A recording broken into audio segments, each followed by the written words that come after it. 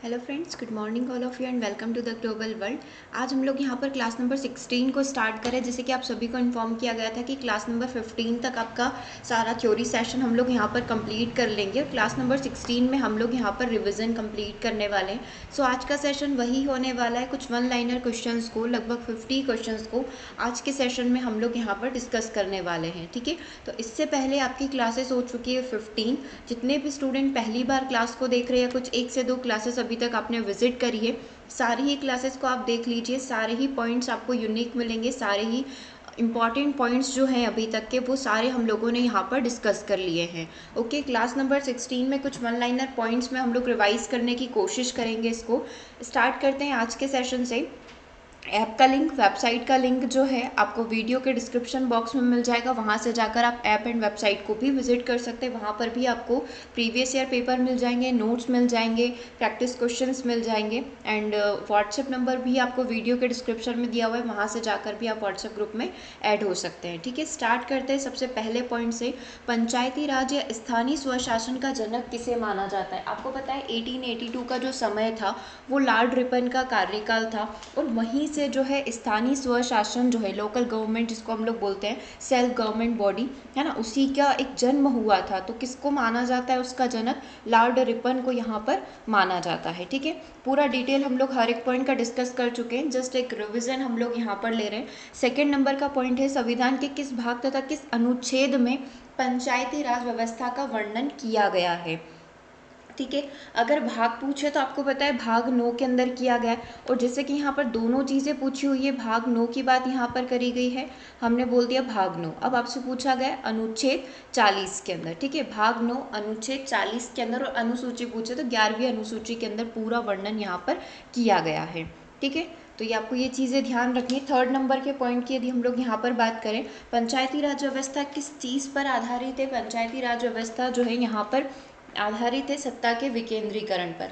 अब ये सत्ता का विकेंद्रीकरण क्या होता है? सत्ता का विकेंद्रीकरण मतलब सत्ता जो है, ये सरकार जो किसी एक व्यक्ति के हाथ में न होकर लोगों के बीच में रहे, मतलब जो आम जनता है वो यहाँ पर अपने डिसीजन ले सके, उनको अपने निर्णय लेने का अधिकार हो। दैट्स कॉल्ड सत्ता का विकेंद्रीकरण। ठीक है, चलिए फोर्थ नंबर का पॉइंट है, पंचायती राज का मुख्य उद्देश्य क्या होता है? तो जनता के प्रशासन में भागीदारी योग्य बनाना, मतलब जनता क्या करे, अपना भागीदारिता निभा पाए प्रशासन के अंदर। ठीक है, किस संशोधन के द्वारा पंचायती राज व्यवस्थाओं को संवैधानिक दर्जा मिला था? 73वें संविधान संशोधन के द्वारा जो है पंचायती राज व्यवस्थाओं को संवैधानिक दर्जा, मतलब संविधान में मान्यता यहाँ पर दी गई थी। पंचायती राज संस्थाएं निधि हेतु, मतलब पंचायती राज संस्थाएं जो होती है इनको धन वगैरह की आवश्यकता होती है, वो किस पर आश्रित रहती? सरकारी अनुदान के ऊपर। इसके अलावा कुछ कर ऐसे भी होते हैं जो हम लोग बोल सकते हैं, कुछ ऐच्छिक कर भी यहाँ पर होते हैं जो अगर पंचायत चाहे तो वो लगा सकती है। ठीक है, चलिए पॉइंट नंबर 7 की बात करते हैं। देश के सामाजिक व सांस्कृतिक उत्थान के लिए कौन सा कार्यक्रम चलाया गया था? आपको पता है कि कुछ कार्यक्रम इस प्रकार से असफल हुए थे, जिसके बाद बलवंत राय मेहता कमेटी को बिठाया गया था, और जिन्होंने बोला था कि यहाँ पर पंचायत को मजबूत करने की आवश्यकता है, इसको त्रिस्तरीय बनाने की आवश्यकता है। ठीक है, तो सामाजिक और सांस्कृतिक उत्थान के लिए कौन सा कार्यक्रम चलाया गया था? सामुदायिक विकास कार्यक्रम यहाँ पर चलाया गया था। कब चलाया गया था? 2 अक्टूबर 1952 को यहाँ पर चलाया गया था। और किस जो सामुदायिक विकास कार्यक्रम है, किस समिति की सिफारिश पर प्रारंभ किया गया था? तो के.एम. मुंशी जो है, इनकी सिफारिश पर सामुदायिक विकास कार्यक्रम को शुरू किया गया था। ठीक है, तो ये चीज़ें ध्यान रहेगी। क्या क्या हमने पढ़ा? पॉइंट नंबर 5 आपको सिर्फ संविधान के बारे में पूछ रहा है, कौन से संशोधन के माध्यम से मिला था? तो 73वें संविधान संशोधन के माध्यम से मिला था। ठीक है, और किस पंचायती राज संस्था निधि है तो किस पर आश्रित होती? सरकारी अनुदान के ऊपर। कौन सा कार्यक्रम चला था? सामुदायिक विकास कार्यक्रम। अच्छा, मैं थोड़ा सा और आपको एक्स्ट्रा में रिकॉल हम लोग कर लेते हैं यहाँ पर। जो सामुदायिक विकास कार्यक्रम चला था, हमको पता है 2 अक्टूबर 1952 को चला था। जस्ट इसके एक साल बाद 1953 में राष्ट्रीय विस्तार सेवा कार्यक्रम चला था। अब ये दोनों के दोनों क्या हो गए थे? असफल हो गए थे। इसीलिए 1957 में बलवंत राय मेहता समिति ने अपनी एक रिपोर्ट, इनको बोला गया था कि आप इसको देखिए कि दोनों असफल क्यों हुए। 1958 में आते आते इन्होंने क्या करा? देखो 1958 में आते आते इन्होंने अपनी रिपोर्ट दी, है ना, आगे इन्होंने अपनी रिपोर्ट भिजवाई। फिर 1959 2 अक्टूबर 1959 को त्रिस्तरीय व्यवस्था को लागू कर दिया गया। तो ये कहानी कुछ इस तरीके से जो 1952 से शुरू होती है। ओके, चलिए आगे बढ़ते हैं। पंचायती राज संस्थाओं के निर्वाचन हेतु कौन उत्तरदायी होता है? तो राज्य निर्वाचन आयोग जो होता है वो रिस्पॉन्सिबल होता है, चुनाव कब करवाना है, कैसे क्या मैनेजमेंट रहेगा। भारत में पंचायती राज अधिनियम जो है कब लागू किया गया था? 25 अप्रैल 1993 को जो है ये सब जगह लागू हो चुका था। ठीक है, सर्वप्रथम पंचायती राज व्यवस्था कहाँ लागू की गई थी? तो 1959 को नागौर जिला राजस्थान, और गांव का पूछे तो बदगरी गांव के अंदर इसको लागू किया गया था। राजस्थान के बाद कहाँ शुरू की गई थी? तो आंध्र प्रदेश के अंदर इसको शुरू किया गया था। देश के सामाजिक व सांस्कृतिक उत्थान के लिए कौन सा कार्यक्रम चलाया गया था? सामुदायिक विकास कार्यक्रम 1952 में चला था। ठीक है, के.एम. मुंशी की सिफारिश पर। 73वें संशोधन में कौन सी अनुसूची जोड़ी गई थी? 11वीं अनुसूची को इसके अंदर जोड़ा गया था। ठीक है, किसकी सिफारिश पर भारत में पंचायती राज व्यवस्था की स्थापना की गई? बलवंत राय मेहता की सिफारिश पर जो है पंचायती राज की स्थापना करी गई थी। ठीक है, यहाँ तक क्लियर है। नेक्स्ट पॉइंट पर हम लोग डिस्कस कर लेते हैं। नेक्स्ट पॉइंट यहाँ पर क्या बोल रहा है? पंचायती राज की सबसे छोटी इकाई क्या होती है? ग्राम पंचायत होगी। ठीक है, पंचायती राज प्रणाली में ग्राम पंचायत गठन किस स्तर पर होता है? ग्राम पंचायत का गठन ग्राम स्तर पर होगा। पंचायती राज संस्था का कार्यकाल कितना होता है? 5 वर्ष का होता है। पंचायत के चुनाव हेतु निर्णय कौन करता है कि हाँ अब हमारे राज्य में चुनाव हो सकते हैं पंचायत के, लाइक एमपी में अब होंगे, है ना? तो कौन डिसाइड करता है? ये राज्य की सरकार डिसाइड करती है। ठीक है, और चुनाव कौन करवाता है? राज्य निर्वाचन आयोग इनका चुनाव करवाता है। यदि पंचायत भंग हो जाती है तो निर्वाचन कितने समय के अंदर हो जाना चाहिए? नेक्स्ट जो हम लोग सरपंच वगैरह जो भी चुन रहे हैं उसको विदिन 6 मंथ 6 माह के भीतर भीतर चुनाव करवाना आवश्यक है। ओके, चलिए नेक्स्ट पॉइंट को डिस्कस कर लेते हैं।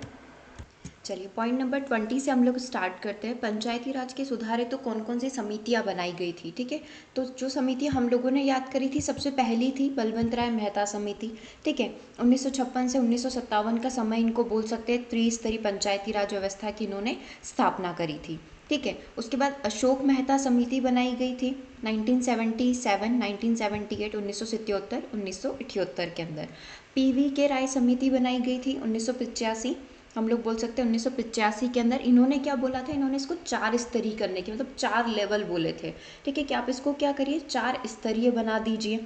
ठीक है, उसके बाद आती है एल.एम. सिंघवी समिति, डॉक्टर एल.एम. सिंघवी समिति, है ना, 1986 के अंदर इसको बनाया गया था। कब बनाया गया था? 1986 के अंदर। पी के थुंगन समिति कब बनाई गई थी? 1988 के अंदर इसको बनाया गया था। तो सारे सन भी आप ध्यान रखिएगा। बलवंत राय मेहता समिति 1956-57 के अंदर बनाई गई थी। अशोक मेहता समिति द्विस्तरीय करने की बात करता है 1977-78 के अंदर। पीवी के रॉय समिति जो है 1985 के अंदर। एल.एम. सिंघवी समिति जस्ट हम लोग बोल सकते हैं 1 साल बाद 86, और पी के थुंगन समिति जो है 1988 में बनाई गई थी। ठीक है, संविधान के किस भाग में पंचायती राज व्यवस्था का वर्णन किया गया था? हम सभी को पता है भाग 9 के अंदर जो है पंचायती राज व्यवस्था को डिफाइन किया गया, और अनुच्छेद की बात करें तो 243 के अंदर। ठीक है, चलिए पंचायती राज व्यवस्था किस चीज़ पर आधारित है? तो सत्ता का विकेंद्रीकरण करना। ठीक है, जैसा कि अभी हमने पढ़ा था। पंचायती राज का उद्देश्य क्या? जनता को प्रशासन में भागीदारिता योग्य बनाना। 73वें संविधान में संशोधन में इसकी बात करी गई थी। पंचायती राज व्यवस्था के निर्वाचन के लिए उत्तरदायी कौन होगा? रिस्पॉन्सिबल कौन होगा? राज्य निर्वाचन आयोग होगा। पंचायती राज अधिनियम 25 अप्रैल 1993 को इसको लागू किया गया था। ओके, यहाँ तक सारी चीज़ें क्लियर है। उसके बाद देख लेते हैं। सर्वप्रथम पंचायती राज व्यवस्था जो है लागू करी गई थी नागौर राजस्थान के अंदर। ठीक है, और राजस्थान में कहाँ पर कब लागू हुई थी? 1959 के अंदर बदगरी गांव जो है वहाँ पर लागू हुई थी। किसकी सिफारिश पर पंचायती राज व्यवस्था की स्थापना की गई थी? बलवंत राय। पंचायती राज की सबसे छोटी इकाई कौन होता है? ग्राम पंचायत होता है। ठीक है, उसी के बाद जनपद और जिला पंचायत होता है। बलवंत राय समिति के प्रतिवेदन के अनुसार महत्वपूर्ण संस्था कौन सी है? पंचायत समिति है। 2 स्तरीय यानी कि द्विस्तरीय करने की बात किसने करी थी? अशोक मेहता ने करी थी। ठीक है, और 4 स्तरीय करने की बात के रॉय ने करी थी, है ना। उसके बाद पंचायती राज जो है, यदि हम लोग देखें पंचायती राज पर राज्य सरकार का प्रतिनिधित्व कौन करता है? तो जो ग्राम का प्रधान होगा वो राज्य सरकार का प्रतिनिधित्व, या सचिव जिसको आप यहाँ पर बोल सकते हो।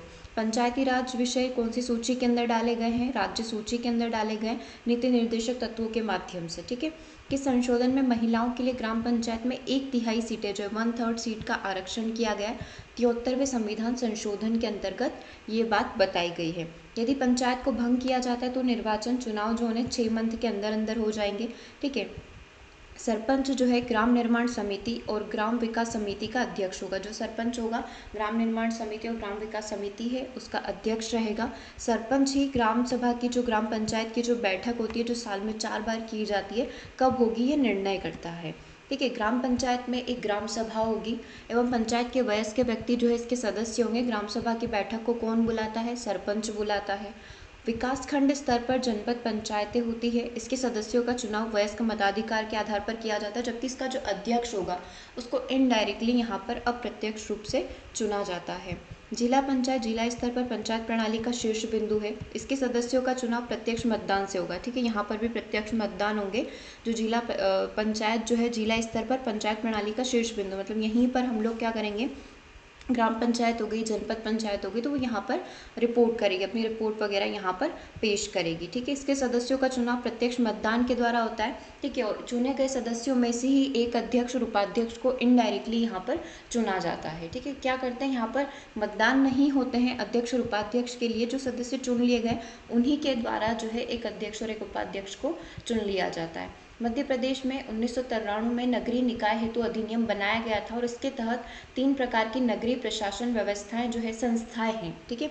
3 प्रकार की नगरीय प्रशासन संस्थाएं पूरा हम लोग यहाँ पर डिस्कस कर चुके हैं। 3 प्रकार की संस्थाएं, इसी तरीके से ग्रामीण में भी 3 प्रकार की होगी। ठीक है। तो नगरीय निकाय हेतु 1993 में एक अधिनियम बनाया गया था और इसको कौन सी अनुसूची के अंदर जोड़ा गया? 12वीं अनुसूची के अंदर जोड़ा गया। इसके टोटल कितने कार्य? तो इसके अंदर 18 कार्यों को डिफाइन करा गया, पेयजल, शिक्षा और इससे ये संबंधित रहेंगे। ठीक है। नेक्स्ट पॉइंट की बात करें, ग्रामों से नगरीय क्षेत्र में संक्रमित क्षेत्रों पर नगर पंचायत होती है। ग्राम से नगर आप बढ़ेंगे, जैसे जैसे आगे बढ़ेंगे उसमें नगर पंचायत आपको मिलेगी एवं इसके पार्षद एवं अध्यक्ष का जो चुनाव है मतदान के द्वारा किया जाता है। नगर पंचायत का प्रमुख अधिकारी मुख्य नगर पालिका का अधिकारी होगा।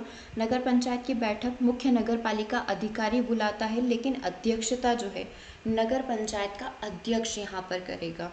ठीक है। इसने स्टार्टिंग में क्या बोला है कि नगर पंचायत होगी, इसके पार्षद और अध्यक्ष को डायरेक्टली मतदान के द्वारा चुना जाएगा, जनता के द्वारा चुना जाएगा। ठीक है। अब यहाँ का जो अधिकारी होगा वो हमारा नगर पालिका अधिकारी होगा और इसकी बैठक जो है मुख्य नगर पालिका का अधिकारी बुलाता है और अध्यक्षता कौन करेगा? नगर पंचायत का अध्यक्ष करता है। ठीक है। बड़े बड़े नगरों की यदि हम लोग बात करें तो इनमें नगर निगम होती है। इनका प्रमुख जो होगा, जैसे हमारा सरपंच होता है, तो नगर निगम का प्रमुख यहाँ पर कौन कहलाएगा? मेयर कहलाएगा। ठीक है। एवं सदस्य क्या कहलाते हैं? पार्षद यहाँ पर कहलाते हैं। सभी का चुनाव प्रत्यक्ष मतदान के द्वारा किया जाता है। एक परिषद का जो चुनाव है पार्षद करते हैं, जो बैठक की अध्यक्षता करेगा।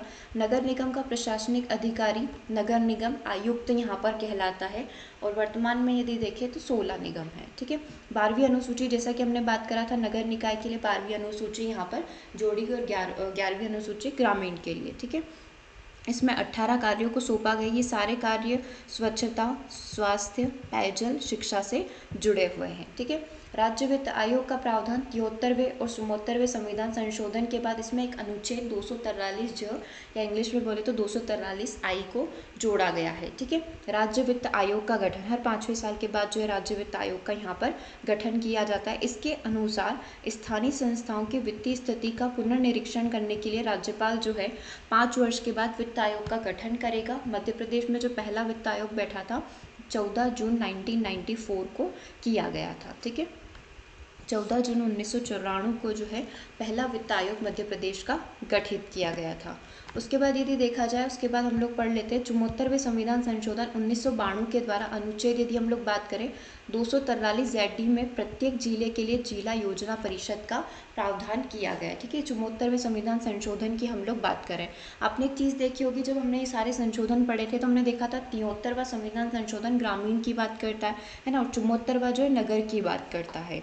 ठीक है। जिला योजना समिति जिले के लिए योजनाएं बनाती है, कार्यान्वयन जो भी कार्य हुए उसकी समीक्षा उसके देखरेख करेगी। जिला योजना समिति के लिए जिला योजना समिति अधिनियम 1991 को लागू किया गया है। ठीक है। अब 73वें संविधान संशोधन अधिनियम जो कि 1992 है, इसके बारे में देख लेते हैं। किसकी सिफारिश पर आया था? तो PV नरसिम्हा राव जो है इनके कार्यकाली प्रभाव में जो है इसको लाया गया था। उस समय हमारे PM कौन थे? प्रधानमंत्री PV नरसिम्हा राव। ठीक है, विधेयक के संसद के द्वारा पारित होने के बाद 20 अप्रैल 1993 को राष्ट्रपति की स्वीकृति इसमें प्राप्त की गई थी और 24 अप्रैल 1993 को ये संशोधन यहाँ पर लागू कर दिया गया था। ये अधिनियम आ चुका था, इसीलिए 24 अप्रैल को राष्ट्रीय पंचायती राज दिवस के रूप में मनाया जाता है। अब इसमें कितने जोड़े गए हैं, 11वीं अनुसूची यहाँ पर जोड़ी गई है और पंचायतों के अंतर्गत कितने विषयों को रखा गया है, 29 विषयों को यहाँ पर सूची किया गया है। ठीक है, 29 विषय, इसके अंदर 29 अलग अलग विषय यहाँ पर जोड़े गए हैं। ठीक है, तो ये 73वां संविधान संशोधन 1992 है। उस समय PM कौन थे, कब आया था, और 24 अप्रैल को आया था। दैट्स वाई राष्ट्रीय पंचायती राज दिवस के रूप में इसको मनाया जाता है। 11वीं अनुसूची यहाँ पर जोड़ी गई है, 29 विषयों को यहाँ पर ऐड किया गया। देखो 11वीं और 12वीं अनुसूची के अंदर कंफ्यूज मत होना, ये हम लोग बात कर रहे हैं 73वें संविधान संशोधन की। ठीक है, और हमने यहाँ पर देखा था 12वीं अनुसूची जो कि 74वें के अंदर होती है और इसके अंदर कितने थे, 18 कार्य यहाँ पर सौंपे गए थे। ओके, तो ये हमने कुछ 50 पॉइंट जो है यहाँ पर डिस्कस कर लिए हैं, जो हमारे वन लाइनर सीरीज़ का एक हिस्सा थे, और रिवीजन यहाँ पर आपका कंप्लीट होता है। ठीक है, मिलेंगे हम लोग नेक्स्ट सेशन में कुछ नए पॉइंट्स के साथ, कुछ नई क्वीज़ के साथ। तो आज के सेशन को यहीं ओवर करते हैं। सेशन के साथ लगा आपको कमेंट करके ज़रूर बताइएगा। Thanks for watching.